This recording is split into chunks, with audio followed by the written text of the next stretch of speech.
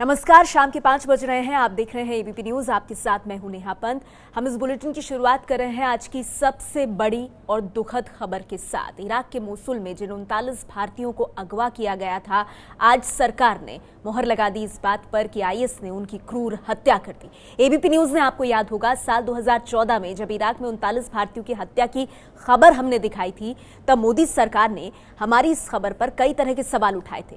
2014 के बाद से सरकार ने कई बार कहा कि इराक में भारतीयों की तलाश जारी है, लेकिन आज 39 भारतीयों की मौत की पुष्टि करते हुए सरकार ने एक तरह से एबीपी न्यूज की खबर को सही बता दिया, उस पर मोहर लगा दी।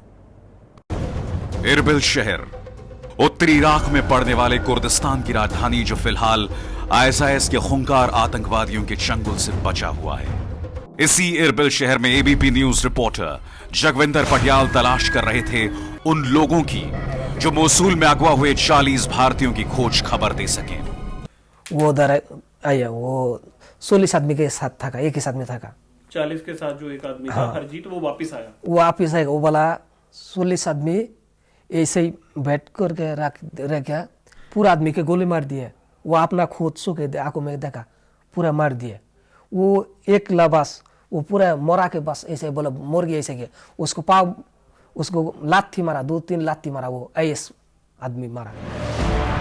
साल 2014 में जब एबीपी न्यूज ने ये खबर दिखाई थी, तब केंद्र सरकार ने हमारी खबर को पूरी तरह से खारिज कर दिया था। लेकिन आज खुद विदेश मंत्री सुषमा स्वराज ने संसद में एबीपी न्यूज की खबर पर मोहर लगाई है।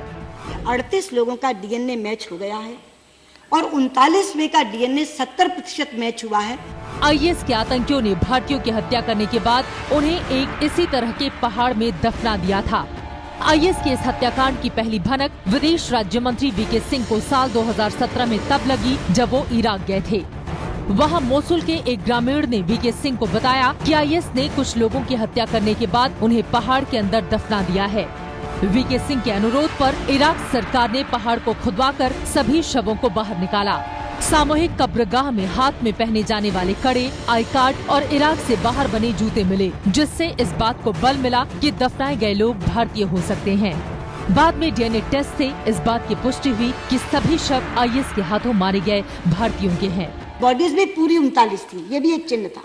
उसमें से बॉडीज भी पूरी 39 निकली थी। उसके बाद एक डीएनए होता चला गया।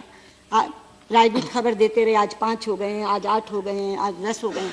लेकिन कल उन्होंने हमें खबर दी कि 38 लोगों का डीएनए मैच हो गया है।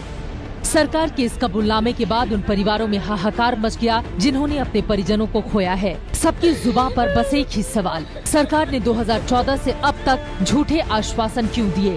5 साल हो गए उन्होंने ਡੀਕ ਦੇਣ ਨੂੰ, ਅੱਜ ਸਰਕਾਰ ਨੇ ਉਹਨੂੰ ਆ ਖਬਰ ਦੇ ਦਿੱਤੀ। तो ही मिनिस्टर मैनू कह रही है कि वो जिंदा आ और मैं उन्होंने लोकेशन ट्रेस कर ली है। मैनू नहीं पता मैं उन्होंने केड़ी गल ते यकीन करा।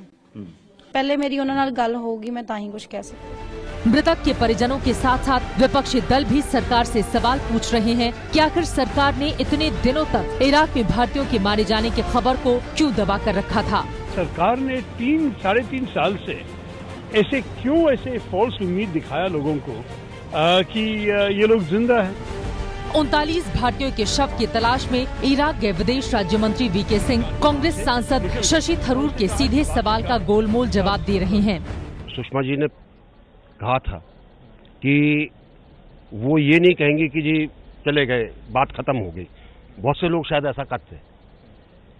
1962 के अंदर ऐसा हुआ, कहा गया कि जी वो मिसिंग, बिलीव्ड किल्ड, उनकी अस्थियां अब मिल रही हैं। तो एक हम लोगों के मन में था कि हम काम को पूरा करेंगे, कोई ठोस सबूत जो हमको मिले उसके बिला पर हम परिवारों को बताएंगे कि ये चीज है और ये चीज है। यहाँ आपको बता दें कि इराक में मारे गए ज्यादातर भारतीय पंजाब के हैं। राज्य के मुख्यमंत्री इस बात से नाराज हैं कि सरकार ने मृतकों के परिजनों को पूरे वाकये की पहले जानकारी क्यों नहीं दी। Just seen it and I've just made a statement to say that this we had expected this. पहला जो इंडिकेशन आ रही थी यही आ रही थी, so it should have been announced earlier, but it's very sad. But I think when they disappeared and one boy escaped from there, उन्हें आके दसिया सी के सारे मार। सभी भारतीय रोजी रोटी की तलाश में इराक के मोसुल शहर गए थे। 2014 में जब आईएस ने मोसुल पर कब्जा किया तो पहले इन लोगों को बंधक बनाया, बाद में उनकी हत्या कर दी।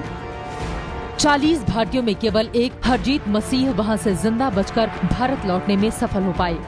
हरजीत मसीह के मुताबिक आईएस के आतंकवादियों ने दूसरे भारतीयों की तरह उसे भी गोली मार दी थी, लेकिन वो गोली उनके पैर में लगी, जिसकी वजह से वो जिंदा बच गए।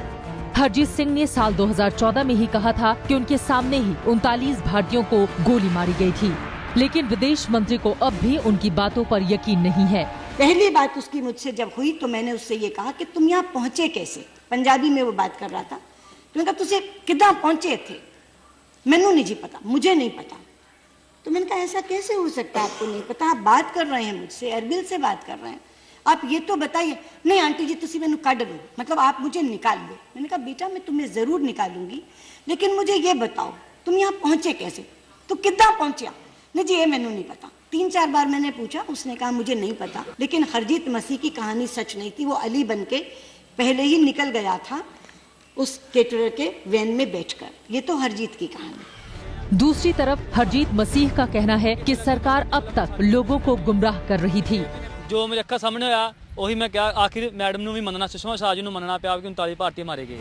हरजीत मसीह के इस दावे के बीच सबसे बड़ा सवाल यही है कि जिस खबर को एबीपी न्यूज ने साल 2014 में ही देश के सामने रख दिया था, उस खबर पर मुहर लगाने में सरकार ने इतनी देर क्यों की? हम लगातार आज की बड़ी खबर आप तक पहुंचा रहे हैं। वो खबर 2014 में जो आपके चैनल एबीपी न्यूज ने आप तक पहुंचाई थी कि इराक के मोसुल से अगवा 39 भारतीयों की किस तरह से आईएस ने हत्या कर दी थी। आज सरकार ने भी उस खबर की पुष्टि कर दी। 2 बांग्लादेशी नागरिकों के जरिए हमने हरजीत मसीह की आपको कहानी दिखाई थी। एक बार फिर से एबीपी न्यूज की वो पुरानी रिपोर्ट देखिए जिसे सरकार अब तक खारिज कर रही थी, लेकिन आज उसी खबर पर मुहर लग गई। इराक में लापता 39 भारतीयों की तलाश में एबीपी न्यूज संवाददाता जगविंदर पटियाल जब साल 2014 में इराक के इरबिल शहर पहुंचे थे, तब वहां उनकी मुलाकात हुई बांग्लादेशी नागरिक शफी से, जिसने हरजीत मसीह के बच निकलने और 39 भारतीयों के मारे जाने की बात बताई थी। वो आप वो वाला 40 आदमी ऐसे ही बैठ करके रखा, पूरा आदमी के गोली मार दिए। वो अपना खोद के आंखों में देखा, पूरा मार दिए। वो एक लबास वो पूरा मोरा के बस ऐसे बोला मुर्गी ऐसे के उसको पाव उसको लाठी मारा, 2-3 लाठी मारा। वो आईएस आदमी मारा, बोले ये तो मुर्गी है। फिर वो नहीं मरा, वो बच गया। वो आ गया पुलिस के पास, उधर रास्ता में बहुत पुलिस हो। तो एक बार मुझे दोबारा बताओ कि वो हरजीत ने आपको बताया कि सब लोगों को बिठा के गोली मार दिया, पूरा आदमी मार दिया। उसको गोली मारा लेकिन वो बच गया, उसको 2 गोली लगा इधर ही, लेकिन आईएस के मालूम है ये मुर्गी है। शफी के इस दावे पर आईएस के चंगुल से बचे एक दूसरे बांग्लादेशी हसन ने भी उसी समय मुहर लगा दी थी। तो हरजीत रात या तो 11 या तो 12 बजे आया, ऑफिस आया हमारा पास। वो बोला सारा को मार डाल दिया, लेकिन हम ये हरजीत के जुबान से सुना, लेकिन अभी तो किसी का और दूसरा जुबान से नहीं सुना। या आपको बता दें कि शफी और हसन उस हत्याकांड के चश्मदीद नहीं थे। वो निकल के जहां उस गोली मारा गया और जहां से वो आपके कैंप तक आया, उसका दूरी कितना था, फासला कितना था? लेकिन ये हमका मालूम नहीं, किधर लेके गई हमका मालूम नहीं। ये हरजीत का मालूम है कितना दूर है, लेकिन हमारा मालूम नहीं। हरजीत ने ये तो सब लोगों के सामने बताया था ये, और कितने लोग थे जहां हरजीत ने ये बताया था कि सबको मार डाला? हम बांग्लादेशी 50 बंदा था। भारतीय जिंदा हैं या नहीं इस बारे में वो ठीक से कुछ नहीं कह सकते, लेकिन हरजीत एक ऐसी कड़ी है जो उन 40 में से इकलौता है जो चश्मदीद भी है पूरी घटना का और बचकर भी आया है। अब बड़ा सवाल ये उठता है हसन की बात सुनने के बाद कि क्या जो भारतीय हैं वो हरजीत के कहे मुताबिक उनको मार दिया गया है, या फिर अगर वो जिंदा हैं तो कहाँ है? इराक में लापता भारतीयों को लेकर एबीपी न्यूज ने साल 2014 में जो सवाल पूछे थे उसका जवाब अब विदेश मंत्री ने दिए हैं। सरकार ने मान लिया है कि सभी अगवा 39 भारतीय अब हमारे बीच नहीं रहे। भारत सरकार ने आज ये जानकारी दी है कि इराक में अगवा भारतीयों की हत्या हुई है, लेकिन एबीपी न्यूज ने साल 2014 में ही भारतीयों की हत्या की खबर आपको दे दी थी, और आज एक लंबे वक्त बाद ही सही भारत सरकार ने कम से कम इस खबर की पुष्टि की। परिवार वालों के लिए दुख का समय है, लेकिन अब कम से कम जिसे कहते हैं कि एक तस्वीर साफ हो गई इन परिवार वालों के लिए भी। इराक में भारतीयों के साथ बांग्लादेश के नागरिक भी काम करने गए थे, ये भी एबीपी न्यूज ने आपको पहले बताया था। अब सरकार की ओर से बयान के बाद बांग्लादेश के शफीउल इस्लाम ने एक बार फिर एबीपी न्यूज से बातचीत की है, ये भी बताया कि इराक में क्या हुआ। लेकिन इससे पहले इराक में जिस पहाड़ी का जिक्र किया जा रहा है और कहा जा रहा है कि वहां पर 39 भारतीयों के शरीर को दफन किया गया, उनके शव को, वो इलाका आप देखिए, ये वो पहाड़ी है।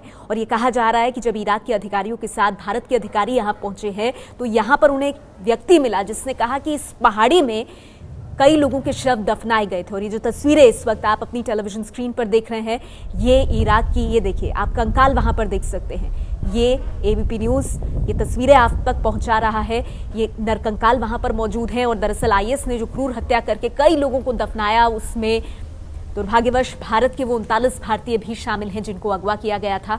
और आज विदेश मंत्री सुषमा स्वराज ने जब जानकारी दी तो ये बताया कि जब इन शवों को निकाला गया तो लंबे बाल, कड़े और जूते मिले हैं उन कंकालों के ऊपर से, जो कि अमेरिकन मेड नहीं लग रहे हैं। फिर उनका डीएनए टेस्ट हुआ। इन तस्वीरों में देखिए आप किस तरह से हड्डियां और कंकाल आप देख सकते हैं। ये वो पहाड़ी का हिस्सा है, वो इलाका है जहां पर यह बताया जा रहा है कि आईएस निर्मम हत्या करने के बाद शवों को दफन कर देता था। और यही वो जगह है जहां पर आप वो निशान भी देख रहे हैं जो ह्यूमन बॉडीज को यहां दफनाया गया, जिन शवों को दफनाया गया, नर कंकाल और हड्डियां यहां देखी जा सकती हैं। यहीं से 39 भारतीयों के शवों को बरामद किया गया है। तस्वीरों में देखिए इराक में 39 भारतीयों की हत्या की आज पुष्टि विदेश मंत्री सुषमा स्वराज ने सदन के भीतर की। और ये तस्वीरें इराक के उस इलाके की, उस पहाड़ी की, बदुश की वो पहाड़ी जहां से ये तस्वीरें सामने आई हैं। एबीपी न्यूज संवाददाता जगविंदर पटियाल हमारे साथ इस वक्त जुड़ गए हैं। जगविंदर, ये सबसे पहले खबर 2014 में आपने सामने पहुंचाई थी एबीपी न्यूज के माध्यम से। आप बाकायदा मोसुल जा चुके हैं, आपने वहां पर लोगों से भी बात की थी। अभी जो हम तस्वीरें देख रहे हैं इसमें हड्डियां, नरकंकाल हम देख पा रहे हैं, ये उसी पहाड़ी की हैं, बदुश की, जहां से 39 भारतीयों के शव मिले हैं। देखिए नेहा, ऐसी हड्डियां आप वहां जगह जगह ढूंढ सकते हैं, क्योंकि जब आईएस ने कब्जा किया था वो क्या करते थे, जो गैर सुन्नी लोग थे, चाहे वो शिया आर्मी के लोग हों, चाहे वो वहां रहने वाले मौसूल के लोकल लोग हों, उनको जहां पकड़ते थे ज्यादातर मौकों पर ये कहा जाता था कि आप अपना मुंह पिछली तरफ घुमाइए, हाथ पीछे कीजिए, और गोली मार दी जाती थी वहीं पर। तो इस तरह की मास ग्रेव्स वहां पे जगह जगह, नदी नाले हर जगह पर नजर आती हैं। और अब भी जब मैं 6 महीने पहले गया हूं तब रोड के किनारे बहुत ज्यादा इसी तरह की ग्रेव्स नजर आ रही थी। सो जहां बदूश के जिस इलाके में मिला है वहीं पर जो जेल में लोग थे, तकरीबन कहते हैं 1000 आदमी उस जेल में बंद था जब आईएस ने कब्जा किया। उन्होंने 500 लोगों को जो सुन्नी थे उनको अलग किया और बाकी जो जेल में बंद लोग थे, गैर सुन्नी थे, उनको वहीं गोली मार दी थी। तो वहां पर कोई लाशें उठाता नहीं था। इस तरह की मास ग्रेव जगह जगह पर आईएस ने जो तहस नहस किया था पूरा इलाका, वहां पर मिलती है। और ये जगविंदर, जैसा कि आप भी बता रहे हैं कि ये जगह जगह इस तरह की तस्वीरें देखने को मिलती है, लेकिन ये तस्वीरें जो है ये उस बदुश की पहाड़ी की है जहां पर 39 भारतीयों की हत्या के बाद उनके शव को दफन किया गया। खबर एबीपी न्यूज ने आपको पहले ही दे दी थी और इस पर आज सरकार ने भी मुहर लगा दी। ये है एबीपी न्यूज, आपको रखे आगे।